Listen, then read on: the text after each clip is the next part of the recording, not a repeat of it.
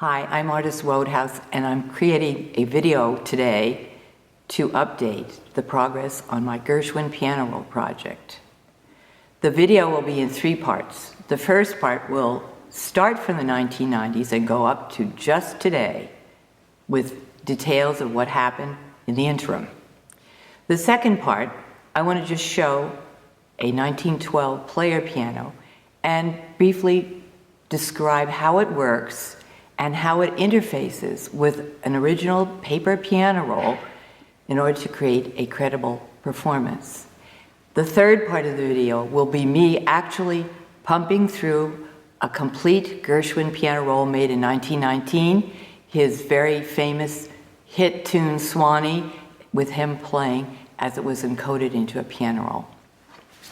My project began in the 1990s when I was awarded a National Endowment for the Humanities grant to study Gershwin's piano rolls. Gershwin was born in 1898, and he made over 100 piano rolls between 1916 and 1925. Now, my project was made possible by two lucky circumstances. The first was the late great piano roll collector Michael Montgomery of Southfield, Michigan, had amassed in his collection all the then known Gershwin piano rolls, which numbered over 100.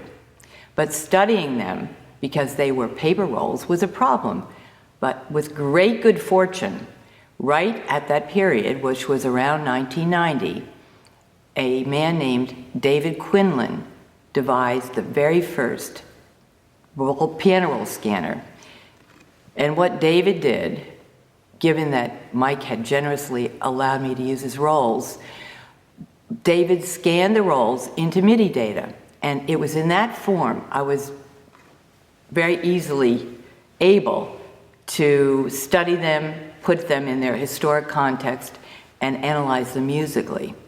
Now, this process, which was pioneering, engendered a great deal of media interest at the time. And the result was None Such Records approached me to record some Gershwin piano rolls. To make a long story short, in 93 and 95, a 2 CD set was released by None Such, and these are still available, of 27 of Gershwin's piano rolls, which I realized using a Yamaha Disclavier piano. Well, that was fine, and I'm very happy that happened, but the fact was there's still well over 100 that didn't get represented in a good recording. And to this day, there hasn't been a good recording made of all these materials.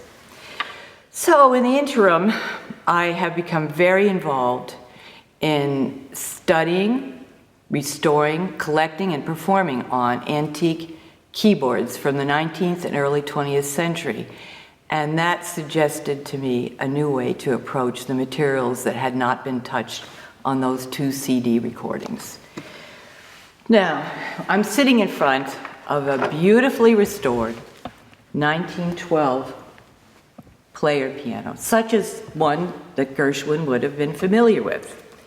And I have in my hand one of Gershwin's original piano rolls, Swanee.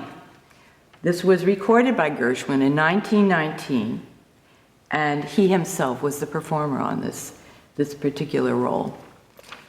So the goal, as I see it now, is to relocate original rolls of Gershwin and record them on instruments such as this.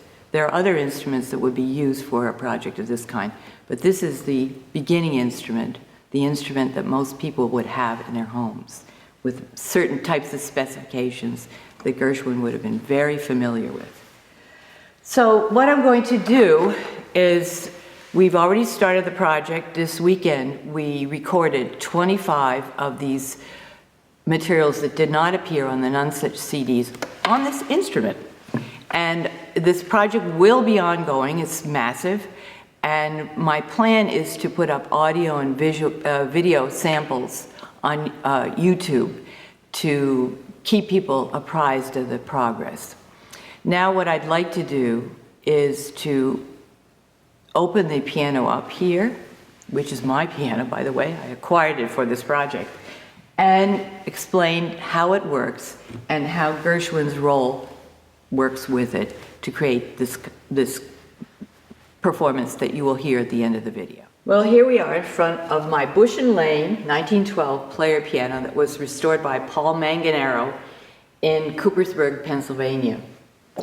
Bush and Lane was one of the top quality manufacturers of pianos and player pianos during the Gershwin era. But what happened, as with many, many fine piano companies, it demised with the Depression. But many are left around, and because of their quality, and I was very fortunate to get this instrument for this project. Now, the best way to think about the player piano is starting with you as a human being the energy source for providing the motion of the player piano, everything, and you start with your feet. And player pianos had foot pumping pedals. These pedals are connected through a series of mechanical devices to bellows. Now the bellows create what you call suction, and the suction comes out here, just here on this little tracker bar. This is called the tracker bar, this little brass piece. And on this tracker bar you have these little tiny holes, 88 holes, that correspond to the 88 notes of a piano keyboard. Now, when you insert a piano roll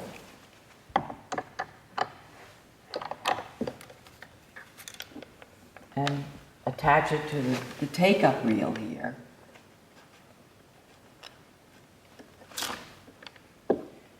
oh dear, you see this is a fragile paper roll and it's a little rippy. I'm going to have to repair this after the session. When the roll passes across the tracker bar, and I'll show you how that happens. There are numbers, and here's some dynamic information I'll be talking about later. But the most significant point is that, as you can see, there are holes in the paper. And these holes correspond to an exact pitch on the keyboard. And when the suction is broken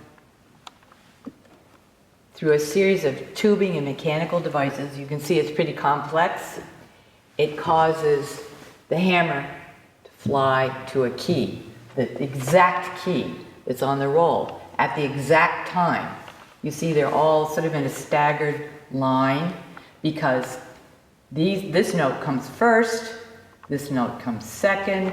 I can't really tell what's happening after that, but the point is that time and note length are captured by these holes, and they translate that information to hammers just like you do when you play the piano.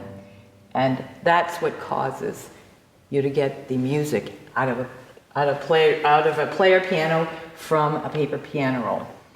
Now there's more information on this roll than just the note on, note off data, as it's now called.